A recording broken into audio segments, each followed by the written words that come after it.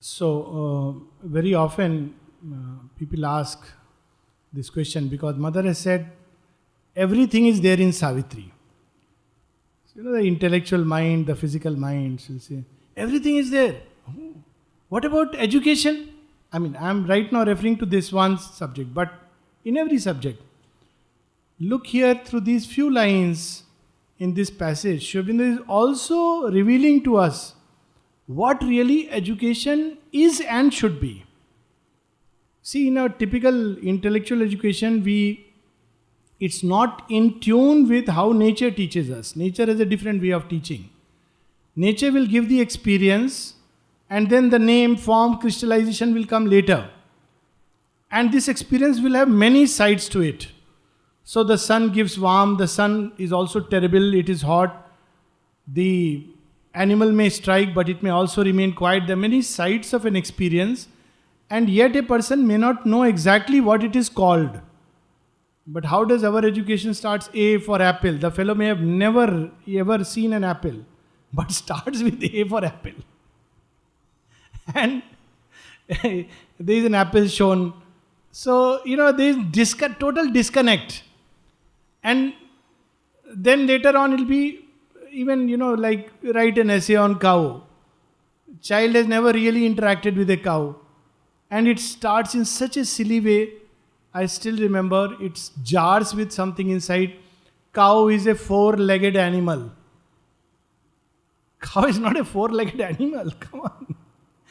Whereas those who have that prescience, how will they start?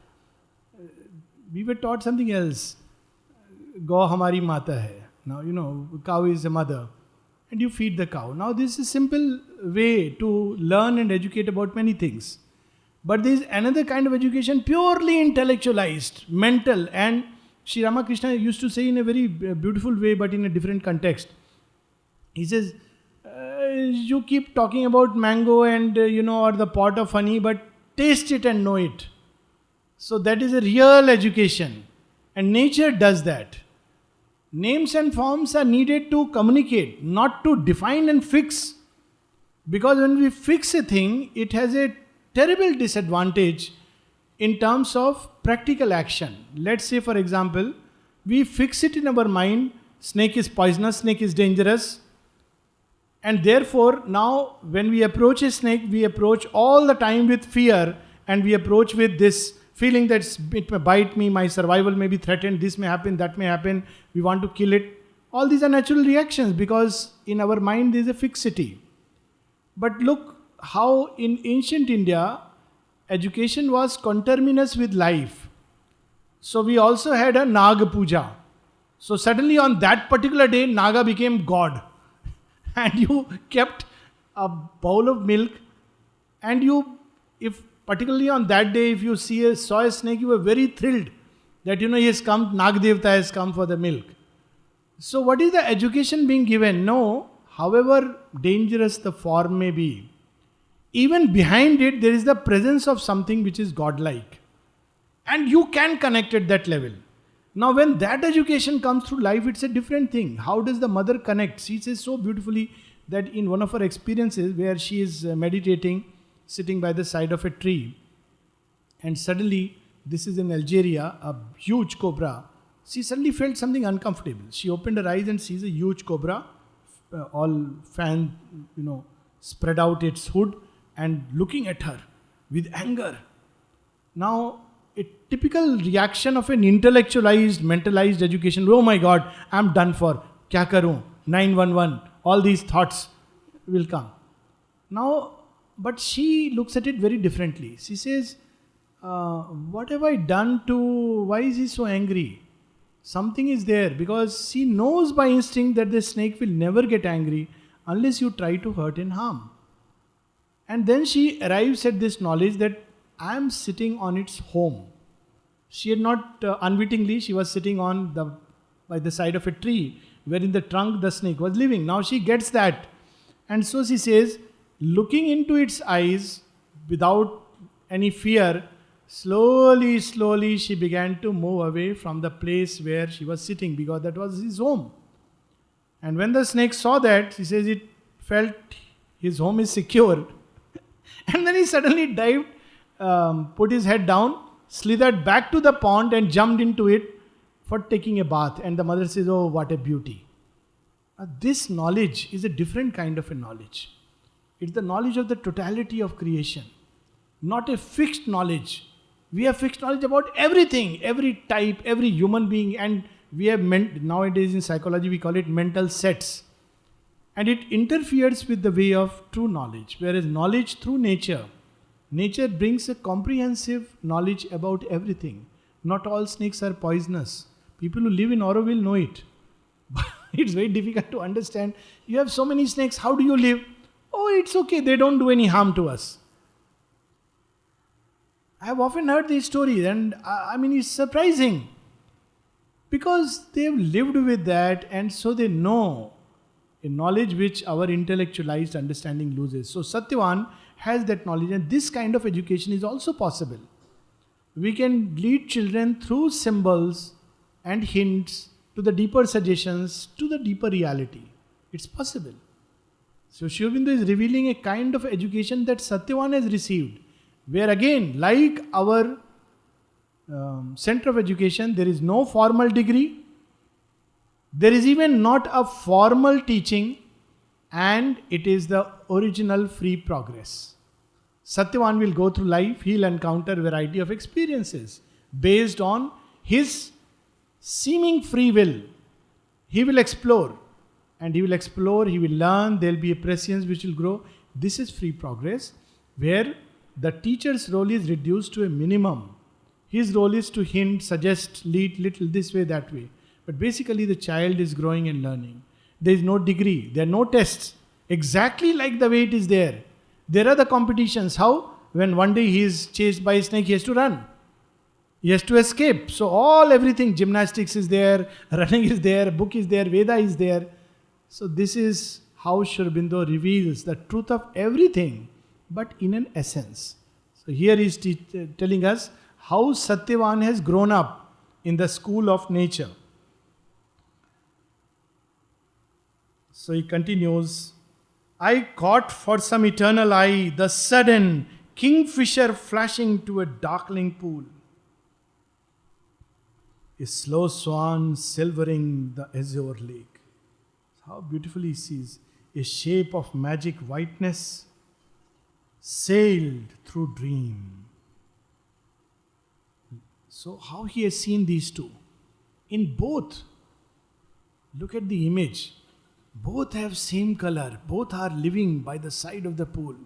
One swift and sudden, intensely concentrated. The other gently gliding, sailing through the stream. Two aspects of life. Sometimes it captures us with swiftness and suddenness. A moment comes which is too quick. We catch it or it goes away. And other times, life is like gently sailing, all is beautiful and wonderful. And Satyavan has learnt it without anybody, and thankfully without anybody teaching him human psychology. It's very interesting. At least I tell my students when they ask me what is the best book to read on psychology, I tell them Mahabharata and Ramayana. So they feel, oh, this is some conventional orthodox thing. I tell them, read it. I have learned more psychology from Ramayana and Mahabharata than from all the textbooks. It has all in detail about human psychology and many other things. That apart, so leaves trembling with the passion of the wind, pranked butterflies, the conscious flowers of air. Because Satyavan has lived in nature, he knows flowers are conscious. We don't know it. Mother has to tell us they are conscious. Or now in modern times, Sir J.C. Bose has told us, flowers are conscious, plants are conscious, they feel, they can give you energy if you love them, you can connect with them, they are our children, they are our friends, and they can connect with us. If we are depressed, if we go near the plants and flowers with whom we have connected, they can take away our depression. Actually, they can even take away pain. I've seen it. If you connect with plants and this thing, a lot of pain, and go near them and talk to them. I have a lot of pain here. And they're so loving, they will try to absorb it all within themselves. They have this capacity.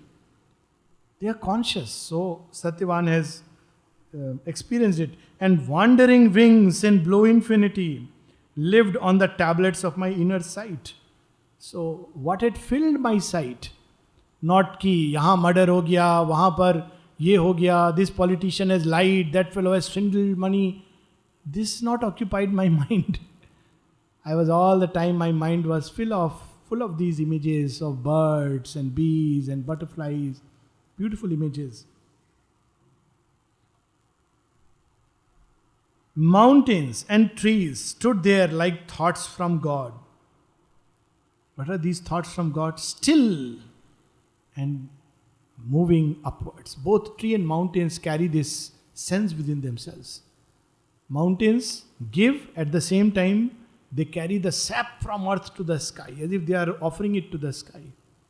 And again mountains, erect and alone, like a tapaswin in his solitude. Sri Aurobindo has written lovely poems on trees, on mountains, and even in Savitri there is the image that the air became a link between the earth and heaven, and everything became a consecration and a rite. And there is this lovely image of a tree. How does the divine look at the tree? How can our soul look at the tree? How can it learn from the tree? Not that it gives this fruit and pluck it and you can become rich, but another message of the tree. A tree beside the sandy river beach, holding its topmost boughs to the skies, like fingers to the heaven they cannot reach. So he looks at a tree and he sees in it, just as we pray with fingers to the heaven they cannot reach. So that tree's branches are opening towards the sky. So why it is not able to reach? Our body and brain, hungry for earth, our heavenly flight detain. It wants to reach out to the sky, but it is stuck to the earth. It doesn't want to leave the earth. Therefore it cannot reach the skies. What a wonderful message from a tree. With the sea, we see the sea every day. And Sri Aurobindo looks at the sea as a challenge, the vastness that calls to the danger and delight of a new adventure. And Sri Aurobindo says, "O sea, I am coming to you. You want to threaten me and challenge me? No, I will ride on your waves, holding it like a lion's manes." And then he says, "You will drown me? Okay, try it. I will still be stubborn as my fate. If you oppress me, I will still not give up." So he says, "O sea, I come to measure my enormous self with thee." So sea teaches us vastness. So this is the another kind of education which is natural, connected with experience of everyday life and connected with nature. And this can apply everywhere.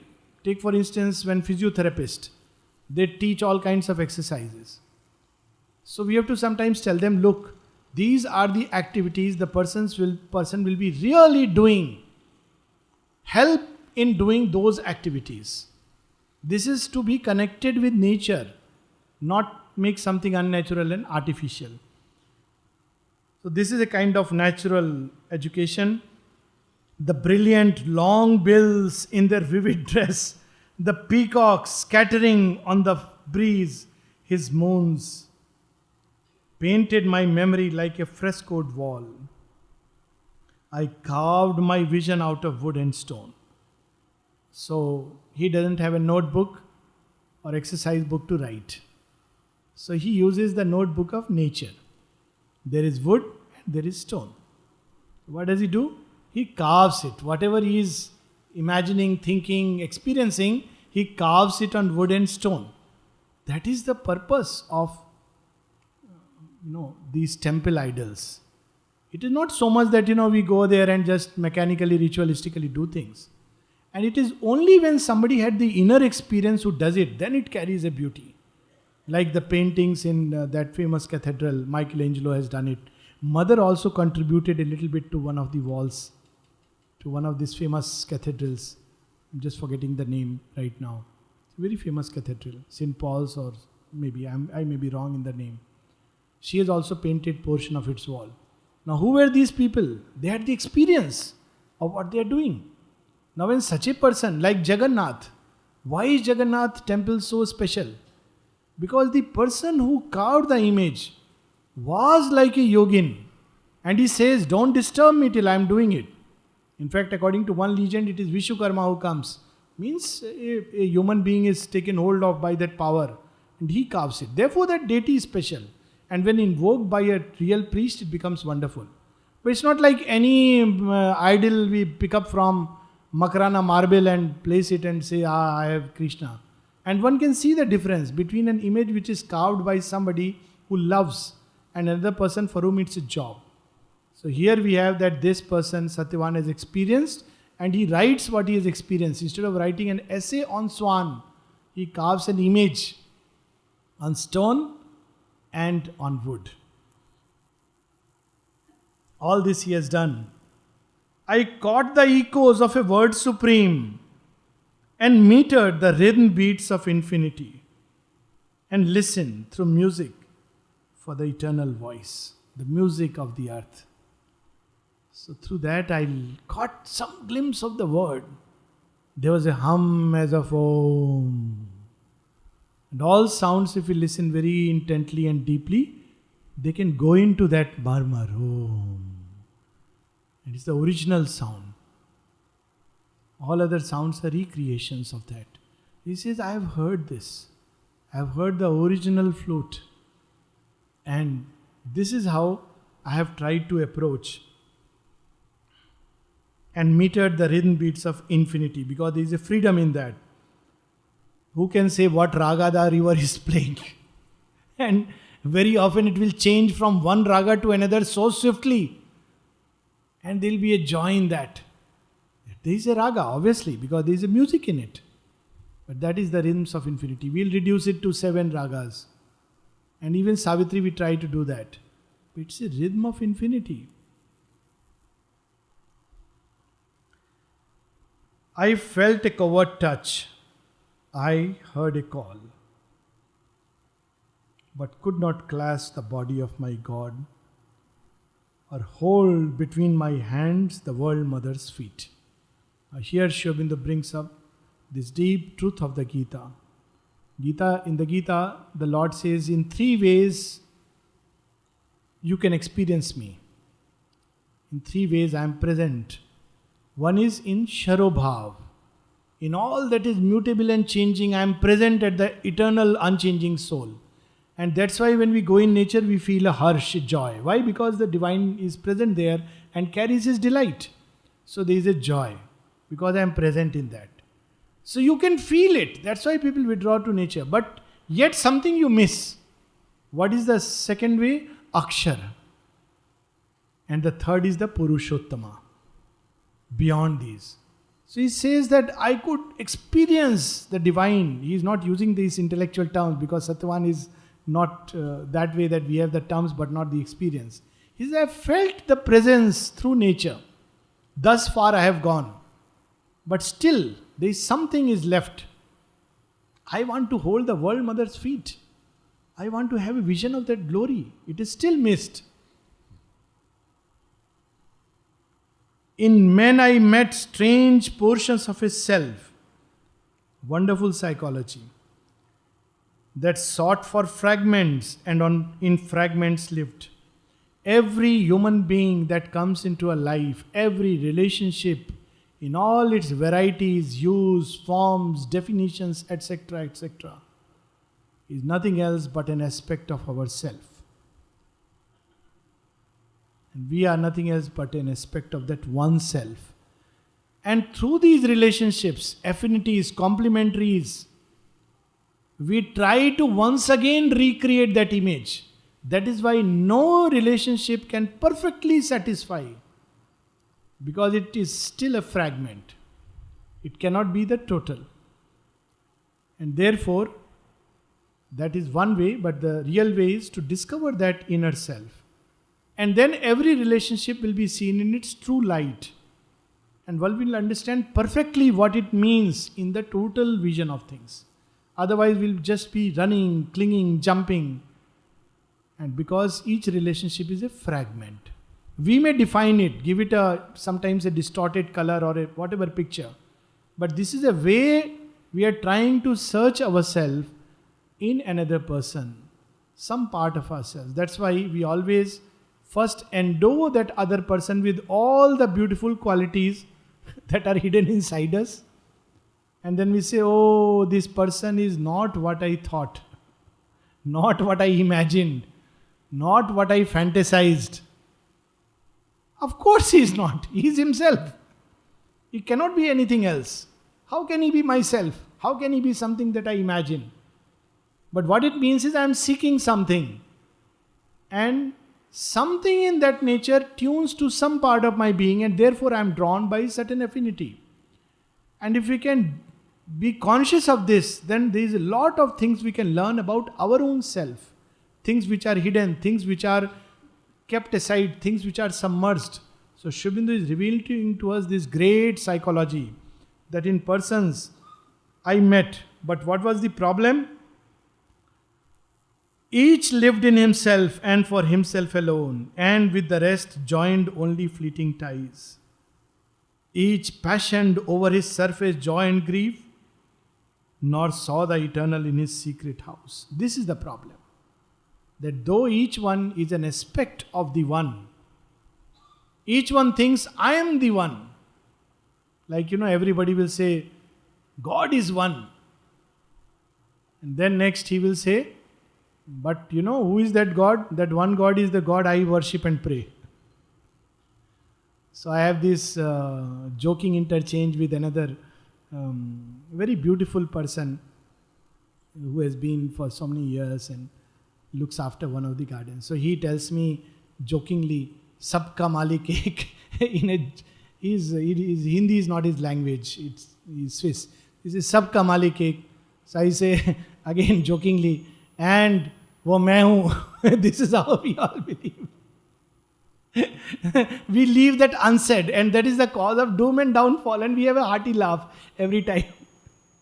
That we say such a beautiful thing, and next moment we reduce it to, and that God is how I conceive him, how I imagine him to be.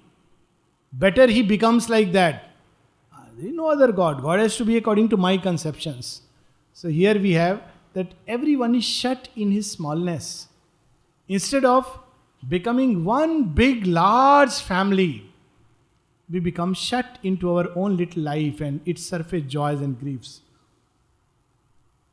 I conversed with nature, mused with the changeless stars, God's watchfires burning in the ignorant night, and saw upon her mighty visage fall a ray prophetic of the eternal sun.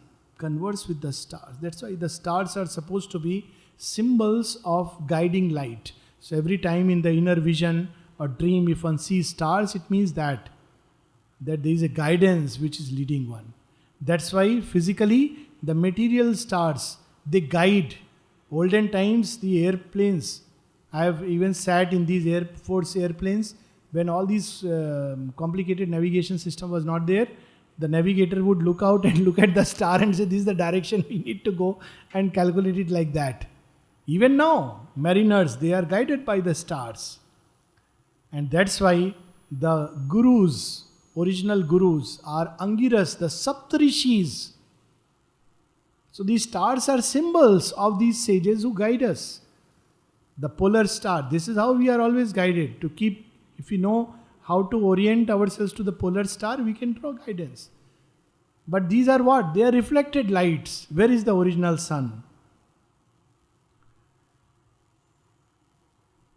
I sat with the forest sages in their trance. Now all these Aranyaks, and very interesting, there is this famous Aranyak, the best one, the biggest one, Brihad Aranyak, and it's called an Upanishad. It's a unique scripture. It is belongs to the forest sages, and yet it has the class of an Upanishad. And what is that Aranyak? It starts with the image of a huge horse, and it describes the universe as a huge horse. and everything. This is the eye, this is the belly, this is that, and that is how the word Ashwamedh Yagya comes. The original sense of Ashwamedh Yagya was to build unity, not by destroying, but by reconstituting. That's why the kings outwardly performed Ashwamedh Yagya, and then they went on a conquest. But when they were conquering, they were not destroying the kings. They were giving them freedom to organize in their own way, but gave them a large umbrella of military protection, economics, and the dharma which they were expected to follow. So Ashwamedh Yagya was to create an empire along the lines of the Aryan kings. It was not to destroy. Only if you resist it, you have to face the battle and prove yourself. So it starts from there. Brihadaranyaka talks about the Ashwa and the Ashwamedh Yagya. How beautiful this image.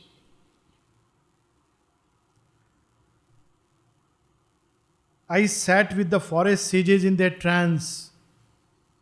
There poured awakening streams of diamond light. I glimpsed the presence of the One in all. Just looking at the stars. It's the same light in all the stars. Even if we really, now science talks to us about death of a star. Even after it has died, it continues to emit light for tens of thousands of years. And how foolish we are when we say, oh, Sri Aurobindo is no more. Sri Aurobindo is not star, he is a sun. For tens of thousands, lakhs of years, the light that he has released will continue to enrich this earth. And the mother's love will continue to fulfill our thirst. If this is true of a mortal star, how much more true of the supramental sun, which Sri Aurobindo and the mother embodied. So this is, how does one learn? One learns from that. We don't have to teach anybody, if we are in intellectual, oh, Sri Aurobindo is no more. Why? Because body is all. But somebody who has learned the message of the star will never say that. Sri Aurobindo writes that in one of his poems. What is this talk of slayer and of slain? He says, every night I see the sun sets and every morning it rises up. So also the soul passes from one body and takes another. You don't have to read the Gita to know this. Similarly, when we look at, this is another example, sometimes I use it when people are in a hurry and they want to know something. And I see such problematic. Recently, somebody was saying in the ashram context, this problem, that problem, this, that. I said, see, because everybody is in a hurry in darshan time. So I said, look, when you go to a blooming of a lotus, there is the lotus pond and there is the mud and the mire. You make a choice. You want to enjoy the lotus or you want to cry about the mud and the mire. But don't forget, they are one unity. This mud and mire is being taken up by the stalk and turned into the beauty of the lotus. So if you want to look at the mud and mire, choice. But if you want to look at the lotus, you will say, wow, what an alchemy. It is taking the mud and mire and transforming it into the beauty of the lotus. This is the work which is being done here. How does one learn this? Very simple. Nature. Lotus pond will teach us about Sri Aurobindo's yoga.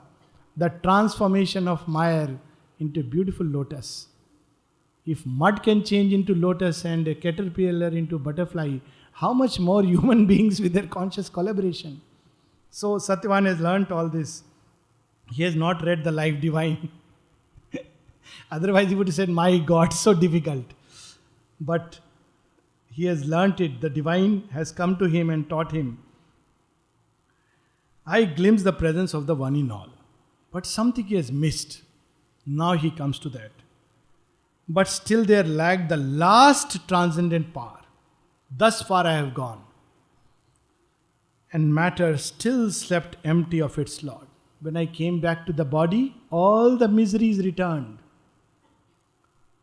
The spirit was saved, the body lost and mute. I have to now unfold the Veda of the body. I know that gods are hidden there. I don't know what gods, what are they doing? That mystery of the body, that Veda which manifests itself as a human body, that is the last discovery.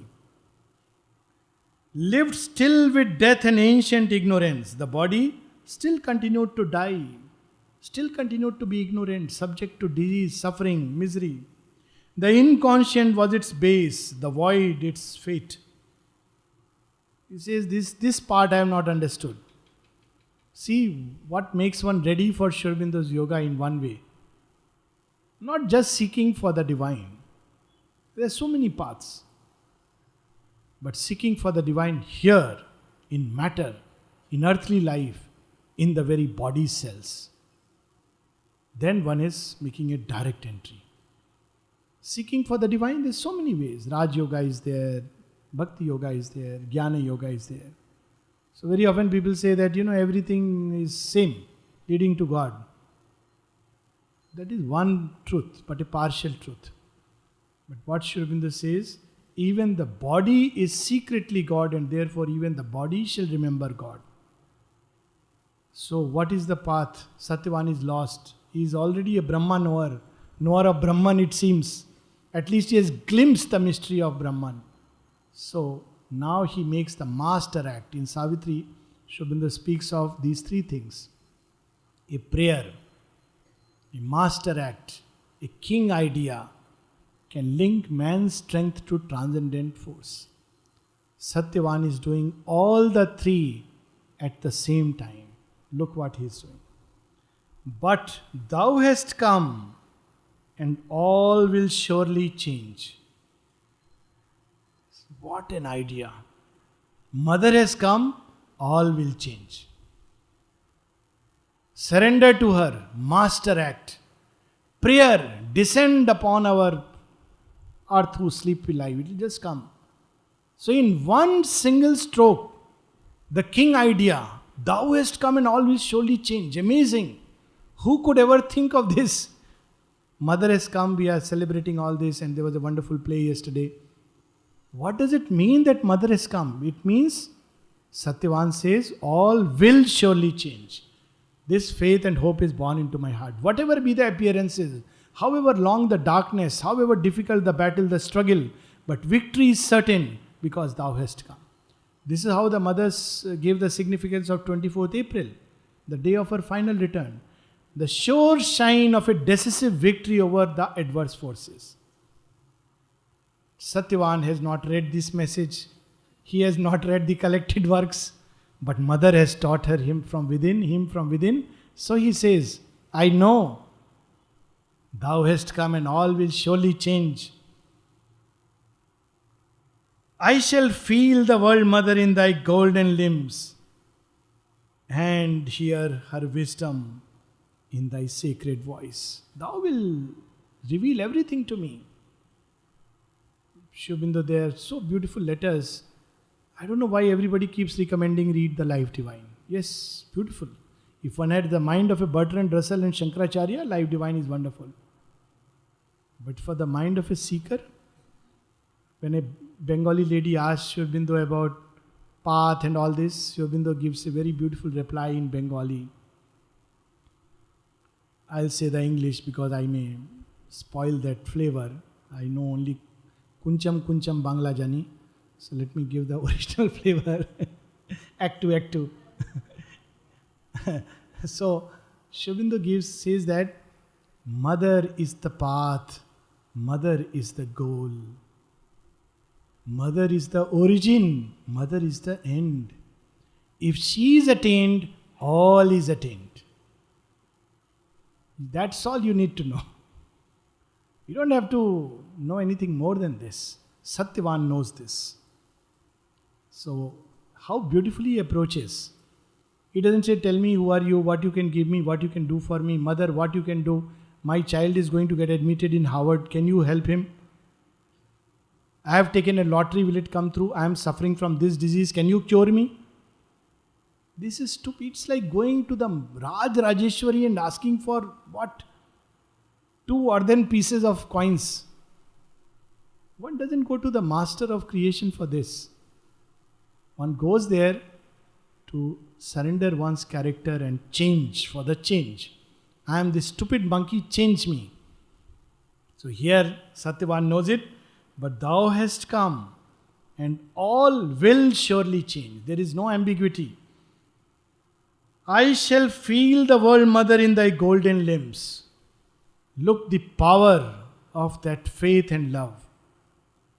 Very often people say, what is the proof that she is the divine mother? The proof is not in books and intellectual discussions. The proof is in your soul. That's why Sri Aurobindo says, avoid the way of the mortal mind when it tries to understand the mother and her workings. Rather, look at her with the eyes of your soul. Instead of all this blabbering, quieten it. And then, like Satyavan, we will know, I shall feel the world mother in thy limbs. Nobody has to tell and give this teaching to me. And hear the wisdom in thy secret voice. Why should one now, again, my thought. I can understand if one has not read Mother and Sri Aurobindo, one wants to go back to the traditional textbooks and wants to read the Brahma Shuktas and Brahma Vaivarta Purana and the Rig Veda and let me not recount all the names, Vivek Churamani and Saundarya Lahiri and but after reading Mother, why even just prayers and meditation? What is there left to read? After reading Savitri, all the Vedas and the truth is there and much more. The Upanishads, the Puranas, the Gita is there. So this is the way Satyavan approaches her. And therefore he will be richly rewarded. Because this is the moment when the end is decided. At this moment, Satyavan has sealed his fate. And a beautiful fate. He doesn't say, Mother, I think you are a goddess.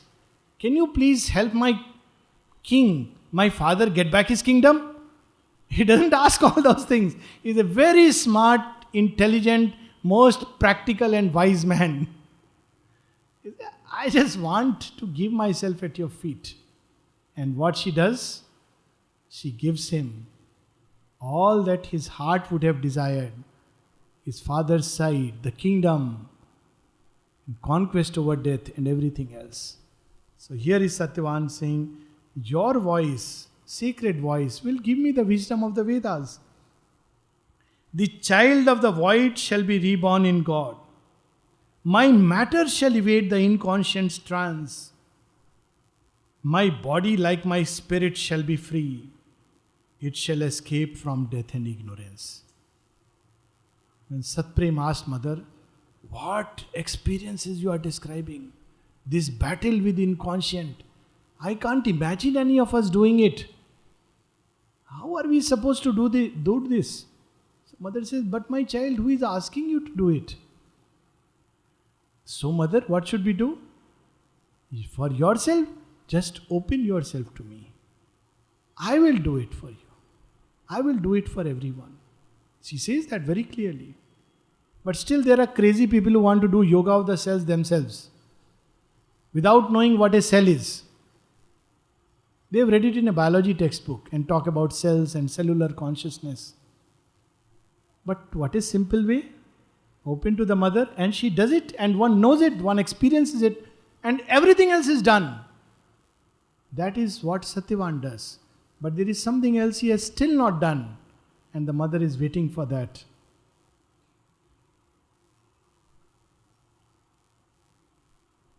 And so, and Savitri, musing still, replied to him, speak more to me, speak more. O Satyavan, speak of thyself and all thou art within. I would know thee as if we had ever lived together in the chamber of our souls. There are such beautiful stories of people going to Mother and thinking, oh, what if she asks me about religious things? Thinking, she will ask. Nirodha recounts so beautifully in that lovely book on the Mother. 12 Years, of course, is very famous, but the other book, Sweetness and Delight, Sweetness and Delight. Lovely book, where he describes when he goes to the Mother And he's thinking, my God, if mother asks me about religious things, spiritual things, I don't know what to say. What if she asks me, how much do you meditate? He's prepared with all this. Mother talks to him for 1 hour. She doesn't ask any of these things. She asks him all about his outer life. Where did you go? Where did you study? What did you do? All these things. And what he is granted at the end of it?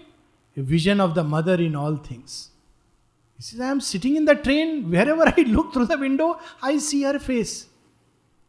She has taken everything of him unto herself. Why she is asking? She is saying, now all this belongs to me. I'll take care of it. What she gives in return? Herself. What a great gift. So Savitri is asking Satyavan, so that all that is inside him, he reveals to her. This is the method mother has also suggested. Write whatever is going on inside you. Write, offer to me. Don't say this, mother knows everything. This is inertia. When often people would say, why should I write and tell you? You know everything. Mother says, yes, but when you write or speak, you become conscious and create a conscious contact between your consciousness and mine. Otherwise, divine knows everything. But when we write, when we pray, why should we pray? He will do his will. When we pray, we create a conscious contact. He may or may not grant the prayer, but we will receive his answer in the right spirit. When we pray with a sincere heart and he says no, we will understand his love. But when we don't and we go through life, we will only end up complaining, why this is happening, why that is happening.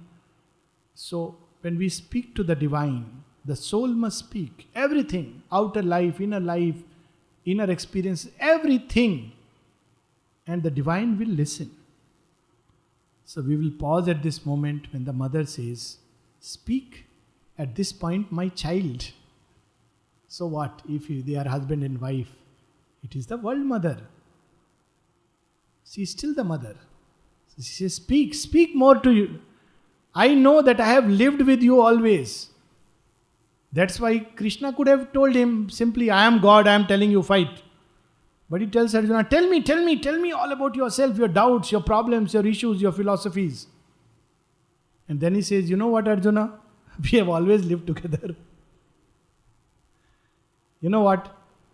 You are chosen, you will fight. This war is pre-decided.